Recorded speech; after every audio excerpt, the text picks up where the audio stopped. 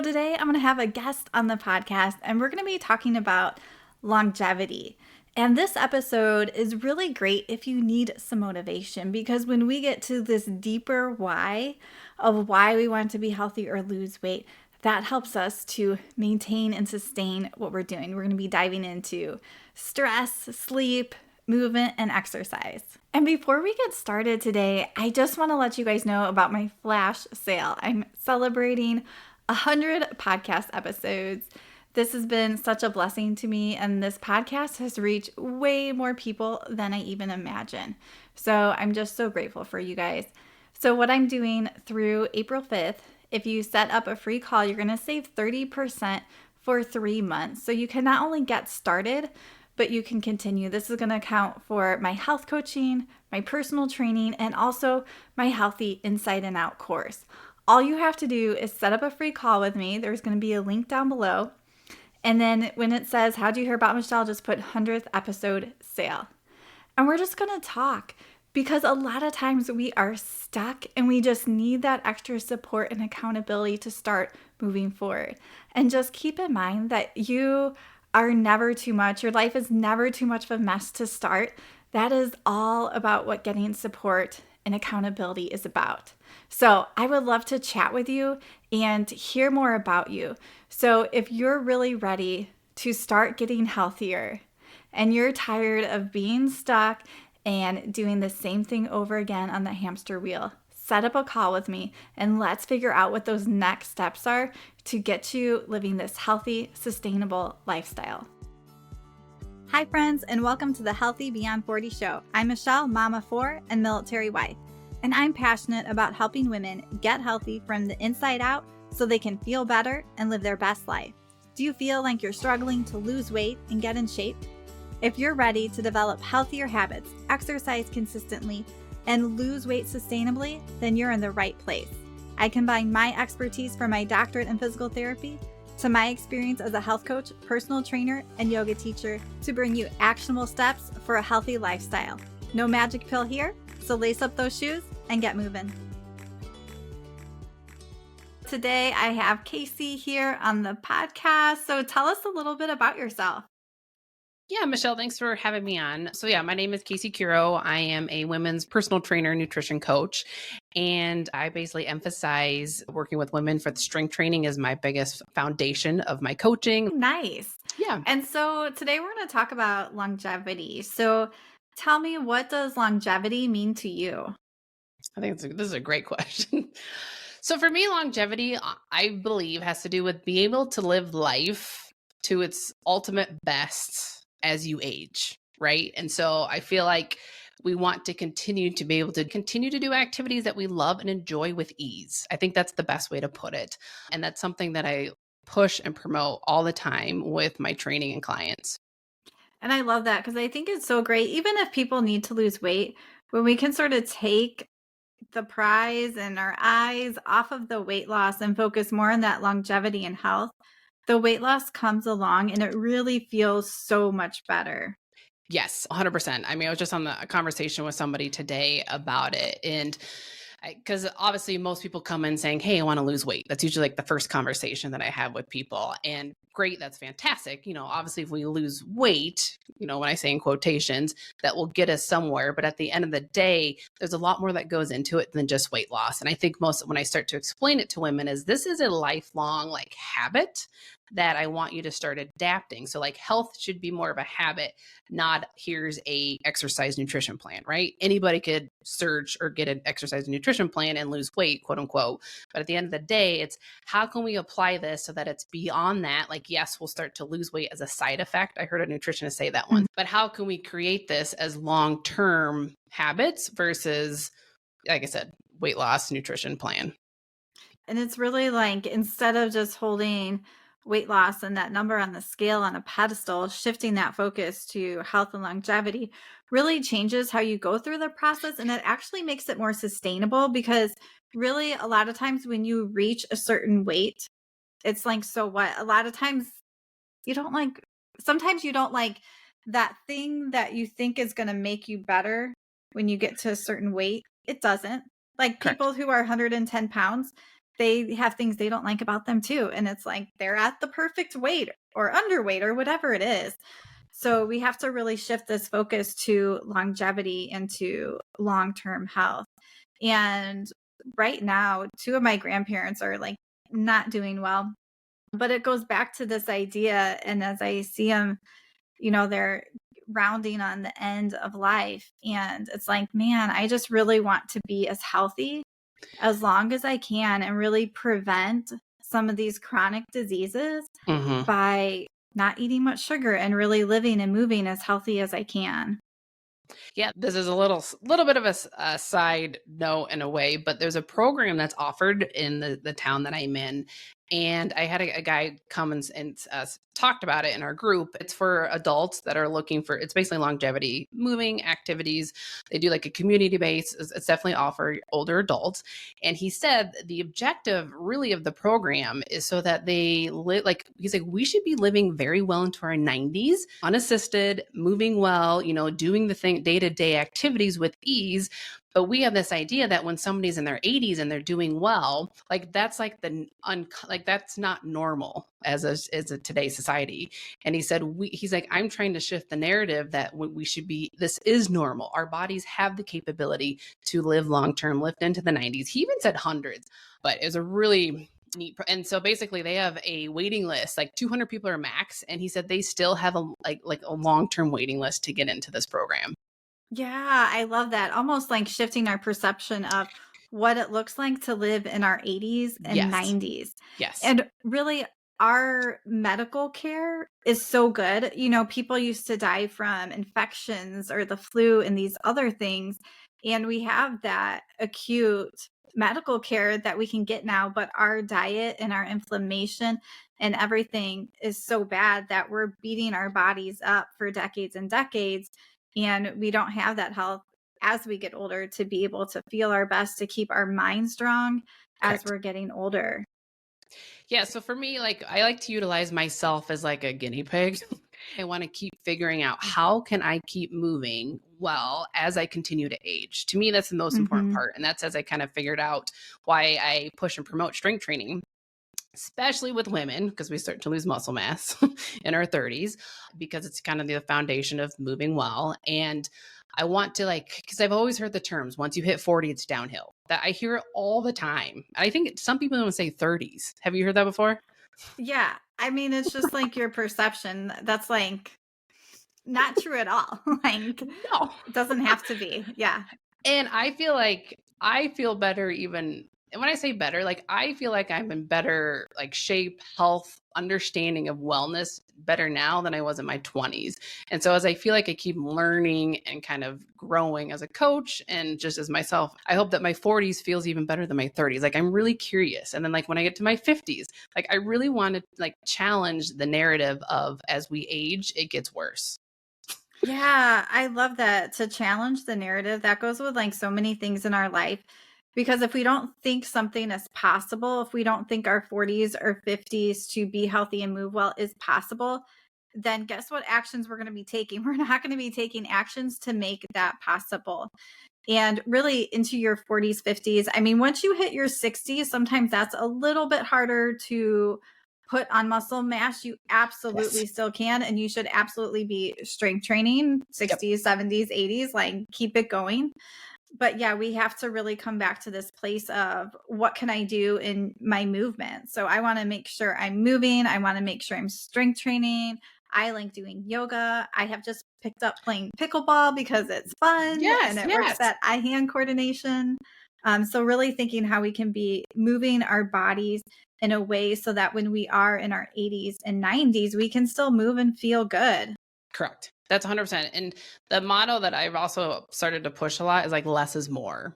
And because obviously, I think a lot of women, technically in their, I would say 30s, 40s, and 50s, it's all about incorporating, as much as they possibly can move their body. I feel like that's a very common theme because that's what's been told. That's what society tells people is you exercise more, you'll lose weight. Obviously weight loss still ends up being like kind of the driving factor behind a lot of it. But in reality, like most of us women are beating ourselves up by doing that. And so I think when women actually slow down the process of exercise, like less trust me, is way more. I used to work out 5, 6 days a week. I now like lift 2 to 3 days a week, and the rest of the day, like kind of, I incorporate movements throughout my Mhm. week that just feel good. That's all I do. Yeah, yeah, and I like to differentiate movement and exercise. So movement to me and my audience is gonna be like steps, walking, so Yes. not quite that exercise. So we actually want a lot of movement because we become a Yeah. sedentary society. That doesn't mean we have to do 10,000 steps, but we need to like move our bodies because here I am working on the computer right now, and that is what I do all day. So I have to be intentional about getting up and moving or going for walks, or that's why I like playing pickleball and Yeah. then exercise, that strength training, that cardio. We really only want a little bit of that. Ding. No, that I define it the exact same way. But I think just like I said, our bodies have to keep moving. And I've noticed this. Like I've got a client that's in her mid 60s, and this woman has seen phenomenal progress. She really strength trains with me twice a week. But I told her, she's like, Casey, I can't believe how much progress I'm seeing. And I'm like, you also understand, I'm like, the stuff you're doing outside of me is paying off. This woman, I'm not kidding, is fixing an old house. And I'm like, you were moving nonstop outside of me. I said, so this is stacking on without, with only seeing me twice a week. And to me, she's been really fun to watch. Yeah, that's so fun. Yeah. And so also when we're talking longevity, what are your thoughts on like sort of mental emotional health? So thinking in the realm of stress, sleep, relationships, Yes. fun, when it comes to longevity. So what jumps out at you there? Boom. Honestly, stress and sleep goes in that one in too. Stress and sleep, I think, are two like lifestyle habits that can really make or break this. Honestly, there's a person I've been having a conversation with for a while and works out all the time, really watches her nutrition. She's actually gaining weight. And I'm not even her coach. I'm just kind of her helper for what we used to be coworkers, etc. So, but I have just been honing in her about the stress. Her stress levels are out, like just from our brief conversations. And it just shows like what stress can do to your body. Even if Mhm. you're moving, even if you're eating nutritious foods, it could put so much effect, or so much negative effects onto our bodies. Like I said, I feel like stress and sleep kind of I mean, it all goes hand in hand, but like those two talk to each other, I think, the most. So if we're stressed, we're not sleeping well. If we're not sleeping well, we're stressed. So like it's one of them's got to be kind of like the foundation of which one should we quote unquote start working on best or first, I should say. Yeah, and I think with women, a lot of our lives we've lived for everyone else. And then as we get older, we realize that we're not taking care of ourselves. We're putting ourselves on the back burner. And how can I do this? Because we want to eat healthy and exercise too. But I think if we're overlooking our stress and our emotional health, we're not really going to get our body to a healthy state. And of course, we're going to have stress. Of course, we're going to have nights where we don't sleep well. But how can we start to shift that? And just like you said, with stress, it can make you hold on to weight. Stress Mhm. changes the way your hormones work, which then can Mm. impact you holding on to or losing weight. Some people will lose weight when they're super stressed. Some people are the opposite. And sleep and stress go in that negative cycle. So I think it's really important as people are aging to make sure that they have tools to really handle stress, to lower anxiety in their life. Because, especially as you're getting into that perimenopause, menopause, and hormones are Mhm. fluctuating, like anxiety can go up, these other things can rise. And if we don't have tools to work with that, it can get really strong. Yeah, and I think stress is one of the hardest things. I feel like this becomes probably the most complicated of it all. And then you're like, oh, just relax or just meditate or just journal. Like those things don't always work for people, and I think stress becomes more that becomes probably one of the most long-term habits to shift out of probably all of them because you have to try, I think, so many different de-stressing options that can help you. Obviously, you can even go even deeper and see a therapist and, et cetera. All those things that go into helping depending on what your stress levels are. Yeah, I think that's so important. I've actually seen in one of my clients, she's doing my personal training app and my health coaching, and she's been doing yoga. And then I have like 2-minute breathing and meditation tracks. And she actually wanted That's to do a awesome. calming nighttime one. But really, just within a couple weeks, like her life is very stressful right now. There's a lot of things, but her stress has actually come down and I could just see it in her face talking to her. But like you were saying, everyone sort of has to figure out what's that thing that's going to help me de-stress. I mean, I love yoga, like deep breathing is huge. Like if you can do some Mhm. quick meditations, those help a lot of people. I'm also working on getting certified in EFT or tapping because life is stressful and we want Mhm. these different tools to be able to use to bring down our emotions because when we are stressed in our life, then we're typically not going to make as good decisions when it comes to our nutrition and Correct. our exercise. And one last thought on that is I also think jobs can play another significant role, and that's also really hard to change. You can't just say, "Hey, so and so, quit your job." Like I will be honest. I actually had one client do it. I was shocked. She's like, "Casey, I quit my job." She's like, "It was terrible." And she was like, it was just a very toxic work environment. She needed to get out. Somehow she figured it out, and she became like that. That was it. It was her job. Now, once again, most people can't just quit however she was able to figure it out, she did. But I feel like that's another big obstacle to that can be challenging. Absolutely. And I think, people sometimes pour more into their job than they Mm, need to. mhm. Actually working with one of my clients this week and she's like, "Yeah, I finally realized like she's been working corporate and she's like slash job. I realized like I'm not really going to stay late. Like all this like doesn't really matter. I'm going to do a good job while I'm here." But really having those like boundaries around it because it's easy to get sucked into different things and then it pulls you away from taking care of your health. Yes, exactly. The other thing when you were talking about with like women pouring their cups into other things. I think this is for women is like it's such ingrained into us. Like I think it's a part of like our makeup. Obviously, part of it is just if we are a mom or even if we're not mothers, like it's just part of I think the female identity is that we are caretakers of whatever form that looks like between jobs, between family, Mhm. between friends, etc. And certain women that's, coming from personality, they have a tendency to pour more of their cups into all the other things. I will say it's probably the number one conversation I'll have with clients is when was the last time you took care of you? And they don't know when that answer was. Yeah, absolutely. We have to first fill our cup, and that sounds cliche, but it's That's really right. like, Yeah. let's think of some small things that I can start doing for myself. And we always have to start small because otherwise it's way too overwhelming. And I also think it helps to have people almost like take a step back, pretend like you're not in your body and you're looking at someone else and what they're doing. And you typically Yeah. don't like what you see.